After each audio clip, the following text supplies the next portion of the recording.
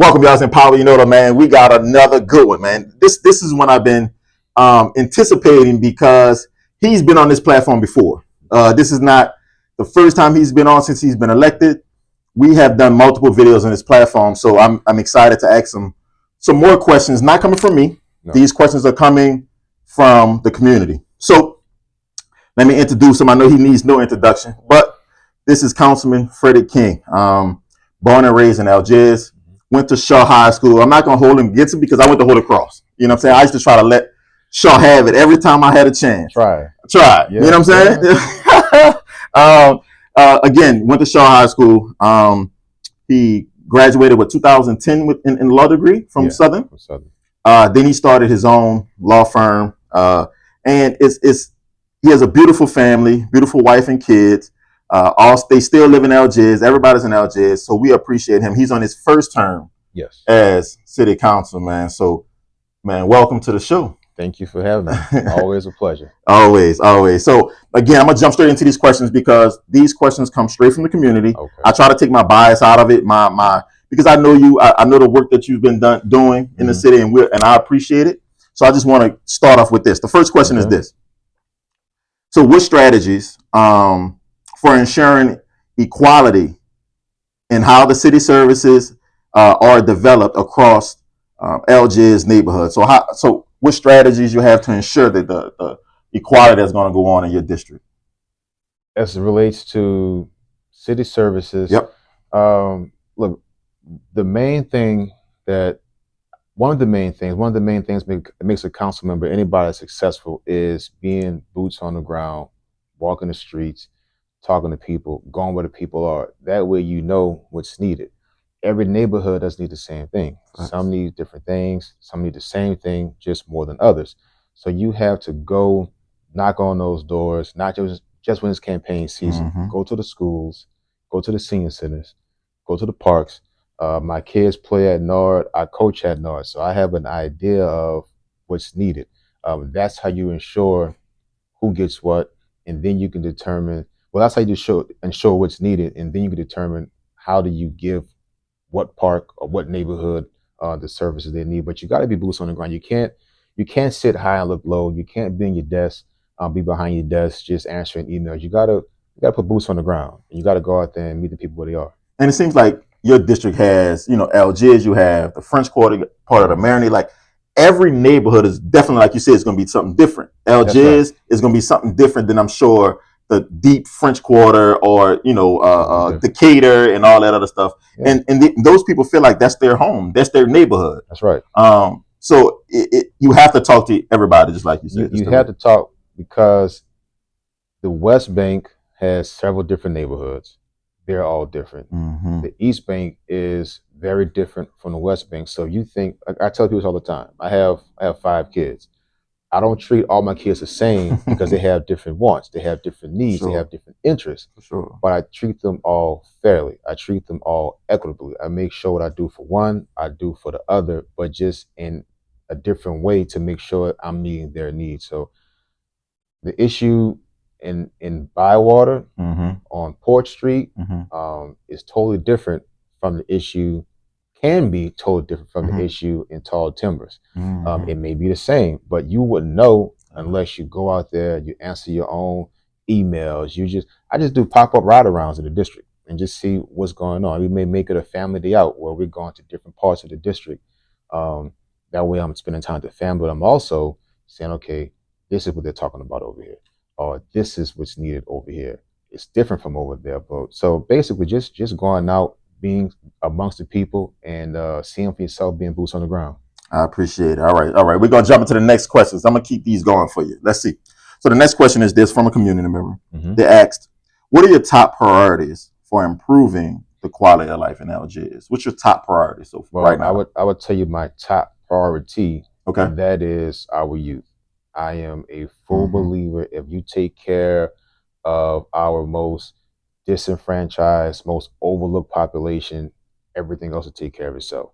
There's a saying that the rising tide lifts all ships. So if you pour into those kids, that'll make everybody around them better. So I believe in, one, we need to invest more in NARD. People have a lot to say about NORD, good or bad, but Mm-hmm. one thing is a fact that they're underfunded. So you improve that, that helps a lot with the issues that NORD has. You go visit, mentoring, being visible in the schools. Yeah. Kids have a good way of knowing who's just talking and who really believes it. So they need to see you at their schools. Go and visit the kids at JJIC. Yeah, they may have made some mistakes, but they're still our kids. Mm-hmm. So you have to let them kids see you, let the kids feel that you believe in them, that you support them. I believe if you do that with our kids, everything will take care of the rest. And I do that. We do that with scholarships that we give every year for Bayou Classic, that we give every year for Essence Fest. We give kids who are from this community who are in college, we give them $1,000 here. Let them know we appreciate it. So they don't have to do anything they don't want to make ends meet where they are. We hire, my office has hired kids every summer to come work in City Hall, so they can see how City Hall works. They can see how City Hall doesn't work. Some of those jobs have led to full-time jobs in my office. So just helping our kids, I believe our most vulnerable population. If you do that, whether it's in Algiers, whether it's in the Garden District, whether it's Uptown, whether it's Lakeview, Central City, the East, that'll make our city a much better place for everybody. I agree. I've seen you in the JJIC. I've talked to people that's there. A part of the reason crime is down, in my opinion, I have a strong reason why crime is down, is because honestly, some of the efforts that you're doing in JJIC, and that's a fact. But those kids, I don't think people realize they're, for the most part, are going to be back in the streets. I've seen them back in the streets. So it just depends on their mindset when they come back. Do they feel like, man, these people out here care about me, they want me to succeed, or they feel like I'm gonna get it how I live. If they don't care about me, I'm in survival mode. So I just believe, again, man, you take care of our most disenfranchised, our most overlooked population, and for the most part, everything will kind of fall in place. And that's children across the board, whether they're in juvenile custody, whether they're not, just pour into them, and that'll make our society better. I agree, man. All right, so we're gonna jump into the next question. Okay. I know you're a busy man. All right, so look, what improvements? This is from a community member. What improvements are planned for streets and draining in Algiers, like drainage? I know Algiers floods a lot in different areas and different parts, and I know a lot of construction is being done, especially on. I know General Maya, they're doing a lot of construction. So, what improvements are you planning with the streets and drainage? I know that came from. They asked about Algiers, but it's important to know we got two parts of the district. Correct. And I don't just represent the district; I represent the entire city. Gotcha. So in the fall, there's going to be a bond fund, which is going to be on the ballot. We're going to ask our residents to vote yeah or nay on a bond fund. It's going to be up to around $500 million, and about half of that's going to go to our streets and drainage. That's going to be large streets like Tullis. Yep. That's going to be some of our interior streets like Berkeley, or some of those, streets that you only know about if you live on those streets. But that's going to go up to the ballot, and it's going to be determined by the residents of the taxpayers, residents of this city. And I'm going to support that because we need it. We need better streets. We need better drainage. We need better sidewalks. We need it all. I'm not going to make a promise that every street is going to be fixed in a year, but I do know, and it's already been discussed, if this passed, some of the streets that are being discussed are Tullis, which we know is a major thoroughfare, which is in bad shape, Berkeley, and there are multiple, which the interior streets, East and West Bank, throughout the city, that are scheduled to be fixed. But I'm going to support that bond fund, and with those funds, you're going to see an improvement in your streets and in your drainage. When is that going to be on the ballot next time? Do you know when? This October? Fall. I believe in November. November. Okay. So y'all be on the lookout for that. Maybe when we get closer to that, I can have you come on and talk about a little details so we can get to the people, so you can let them know, like, this is the ins and outs, and this is what we're voting for, and because it's important for the community. And also on that bond fund, it's going to be money towards capital projects, towards just different things you want to see. Like the municipal auditorium is going to be looking to get support from that. Different parts of the city throughout different districts are going to be improved by those funds. So I think that people should really. I'd be happy to come back on to give some more information on what those funds are going to be allocated to do, so people can have make an informed decision when they go to the voting booth. All right, appreciate it. All right, so he's going to be back on again, you guys. All right, so we're going to jump into the next question. The next question is, you have served one term already in the city council. What significant changes have you made in District C? How much time do we have? we got about 3 minutes. There's a lot on both East and West Bank. I will start on the East Bank first. Okay. You look at something like the push cart monopoly in the French Quarter. So for 50 years, there was only one company who could have a push cart, a food vending push cart in the French Quarter. We changed that. Came in right away, heard from the people. 50 years, it was kind of taboo to discuss it or touch it. We jumped right on that. Something like parklets. Parklets are, there was something that was established via COVID, where you may have a restaurant or a bar. Since everyone can't be inside, they set up tables outside. That was scheduled to expire. COVID was over.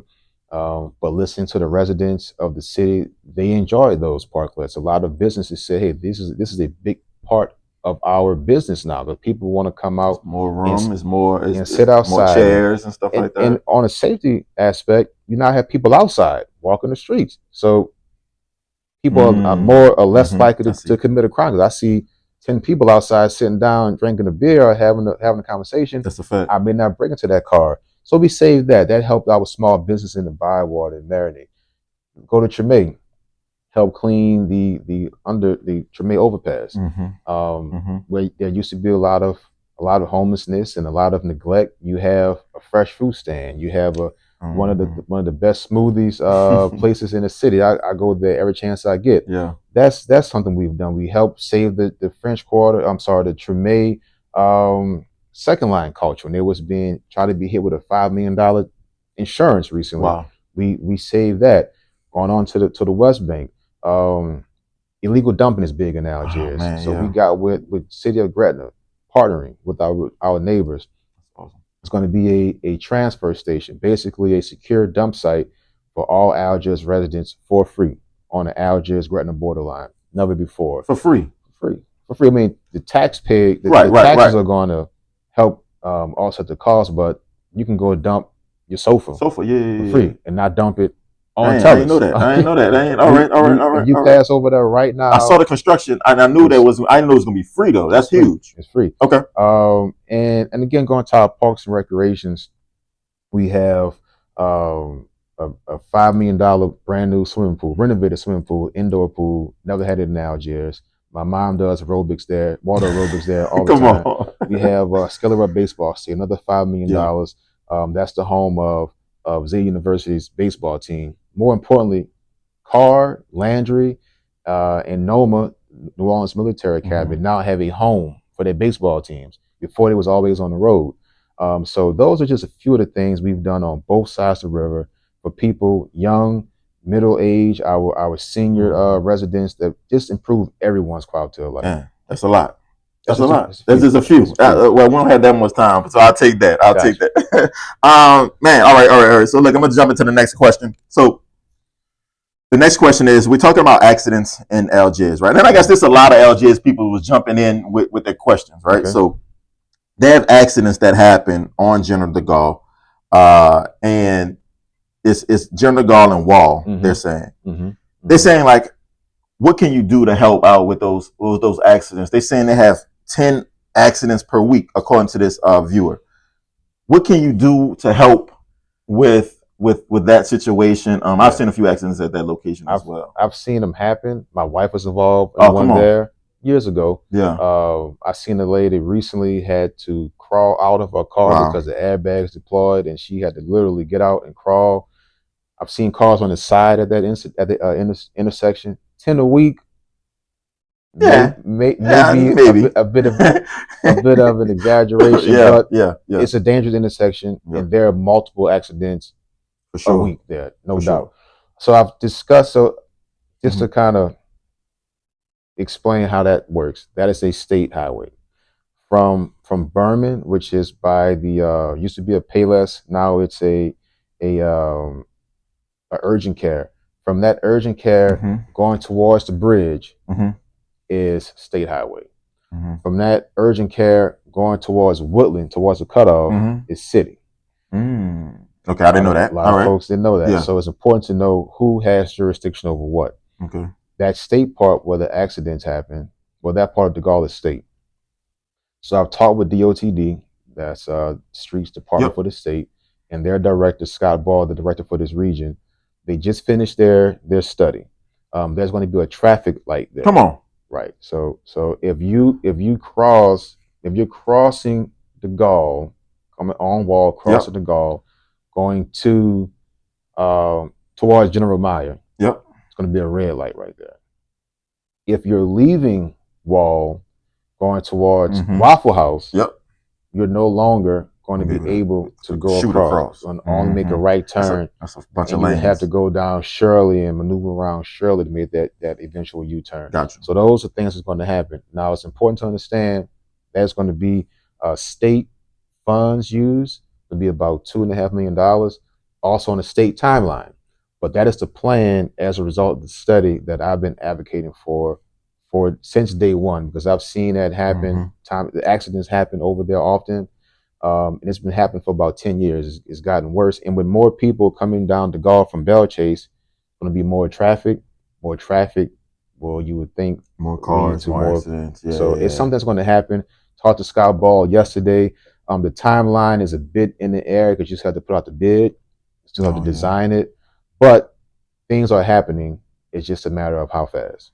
Listen, so that's something I didn't know. I know that's something that y'all didn't know. Going across those 4 or 5 lanes is tough, but now they're gonna have a stoplight. Mind you, it's on the state's time, right? That's so right. if we want to hold somebody accountable, we could definitely, try to reach out to the state as much as we can. And also hold me accountable, because although I never say what I can do, I never say it's not my job, but what I can do is say, hey, state, we need you to move a little faster. Hey, state delegation, put a little pressure on the people that can make this happen. But it's not the city's timeline. It's not the city's money that's going to make it happen. Gotcha. All right, cool. I appreciate it. All right, so next question. The next question is, when will the French Quarter start to limit car access? Again, well, not again, but it's all about talking with community. It's all about talking with NOPD. Those are the people who are there, who know the ins and outs, who know how to protect individuals there. So there is really no timeline on limit car access. Talking to residents and businesses in the quarter, there is not a consensus of that car access should be limited. I talked to some people, actually the majority of people I talked to said they would just like to see during certain events, maybe during certain hours, They shut the quarters down. Not the quarter, but certain spots on Bourbon. Okay. But there is no plan now to totally limit vehicle access to the quarter or on Bourbon. People need to sometimes forget that Bourbon Street in the French Quarter is also a residential neighborhood. I forget that sometimes. So I talked to a lady. She said, I'm in my 80s. I got to walk the extra 4 blocks with groceries because it's a possibility of shutting down Bourbon Street at a certain intersection. People who say, I work in the French Quarter, so now I got to park and walk an extra 4 or 5 blocks, 3 o'clock in the morning when I get off. Dangerous. Dangerous. Businesses say we can't get deliveries because of if you limit access.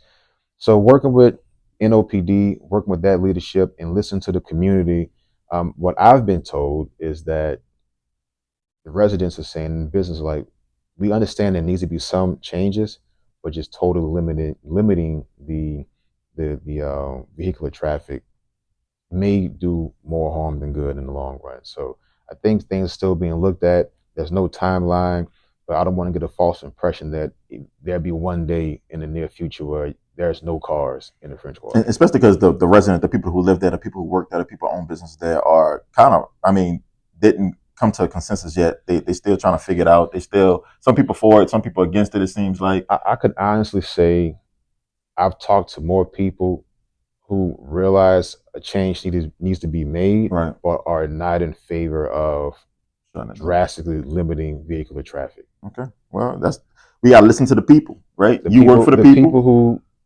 live in that community who are mostly affected. Yeah. All right, cool. All right, so my next question is this. Will Freddie King continue to oppose the bus rapid transit lane on the CCC? What is I didn't even understand that, to be honest with you. Right, but they asked it, so I thought it was my due diligence. And I'm glad that it's asked so I can just give some more context. For sure, please. So the bus rapid transit is an idea of connecting the East and West Bank and making public transportation, mainly RTA, more accessible, more reliable for everyone. Okay. How it was originally proposed was the HOV lane would be strictly for RTA buses and let's say school buses.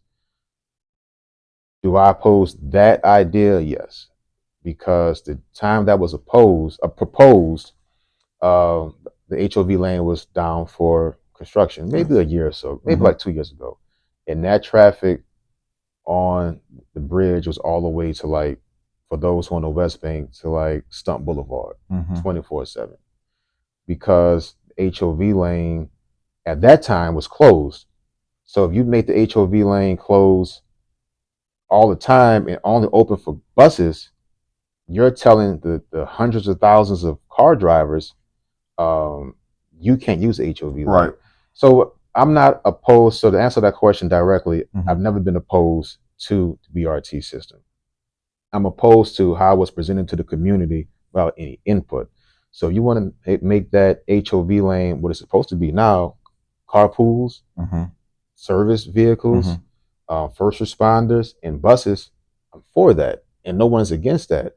But to say that lane should be only for buses, I can tell you a lot of people don't think that's the best idea. A lot of people who rely on that carpool lane to go to school, to go to work, they will not think, and they don't think that's a great idea. And you also have to keep in mind that that bridge, that HOV lane, although we live in Orleans Parish, it services Jefferson, Plaquemine, even out there to St. Charles Parish.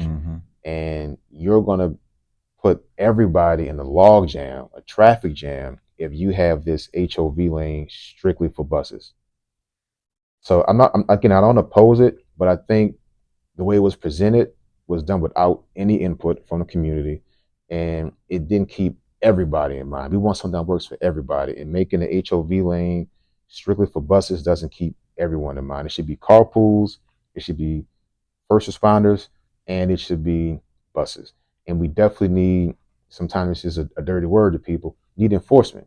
Yeah. Because I've seen people by them just one. I did it before. I'm gonna be honest. I did it before. A single occupied vehicle. Well, a single occupied vehicle on the HOV lane. That's not who it's for. Facts. So you're making it irrelevant now because not you, but if you get 50 people on it when a single occupied vehicle, well, it's not for you. Yeah. It's for that bus. It's for that carpool lane. So we just need some more enforcement. But I'm for it. But it has to make sense. It has to make sense, and it has to work for this entire area, this entire region, because that's who uses it. All right. So the next question, I've seen this on the news a lot when it comes down to the multifamily housing near English Term. So can you tell us a little bit about it, what the process is, for it, against it, or whatever, how that works? This came about a couple years ago, and let me just take some time to lay some facts, not to point the finger or take shots, but to lay facts how they've been presented to me and as how I know them. Developer purchased some land near English Turn. Is really in Lower Coast, Algiers. The most noticeable subdivision is English Turn, but there's also subdivisions that is closer to. Okay, Lower Coast, Algiers has thousands of residents, and that so 406 which is a state highway, goes for miles, and there's houses and businesses all along that. So just to put the facts out, I didn't receive any property owner or business owner. I didn't receive any communication from anybody saying we support this. So I'm listening to my residents. That's your job. That's the job. Sometimes in certain situations with land use, you have like 50-50, 60-40. There's some people against. I didn't hear from anybody in Lower Coast who was a property owner or a business owner saying we support this project. And it never was anything about anything other than it's too dense, and the infrastructure currently isn't there. The drainage, the streets, playgrounds, none of that is there. So this developer's original idea it was pitched to the Lower Coast community, again, thousands of residents, that they want to put luxury condos near English Turn. Correct. That was, the website is still up. It's still one time it still said luxury condos. It was being marketed to people who want to downsize from a home in English Turn, or want to eventually move into that community, into the English Turn or to the Arbors community, but want to live there first. Luxury condos. Residents said, look, 300 units is just too dense for this area. I mean, if you've been back there, there's wild hogs running across the street. There's deer. There's it's a very wildlife for sure. Very rural, wildlife heavy community. So people are saying 300 units of anything, condos, multifamily, condos, low income, is just too much. Developer kind of repackaged that idea and said, I want to do affordable housing. People said, still too dense. Now, and this is my appreciation of it, that gave the developer the opportunity to then sue on basis of fair housing discrimination. In my opinion, it's more about a dollar than putting people in a safe place to live. And here's why I say that. The city says they want all residents to be within a 10-minute walk of a park. If you're saying you want to put, it's the developer's words, not mine, low income residents in this environment, and the closest park is a 45-minute walk to Bell Chase, how is that beneficial to the people in that environment? If you're a developer and you want to put individuals in that environment, you want to make sure there's a bus line. There's no bus line back there. There's no school. The closest grocery store is in Bell Chase. It's about an hour walk to Bell Chase. There's no pharmacy, no hospital. So it was just too dense, and the infrastructure isn't there. But when you now claim affordable housing, that gives you the opportunity to sue, and you can sue for anything. You know that for sure. And that's what it is. And just to, I think actions speak louder than words. I've approved and assisted with developing affordable housing throughout the city, Bywater, the St. Bernard corridor, in Algiers. We actually, during that time, approved affordable housing across the street, across Highway 406, where developers said, we want to build homes for people. And he was like, I'm going to make it affordable. I'm going to put them on just different governmental assistance programs. For sure. So that's fine with that. It's needed. We're fine with that.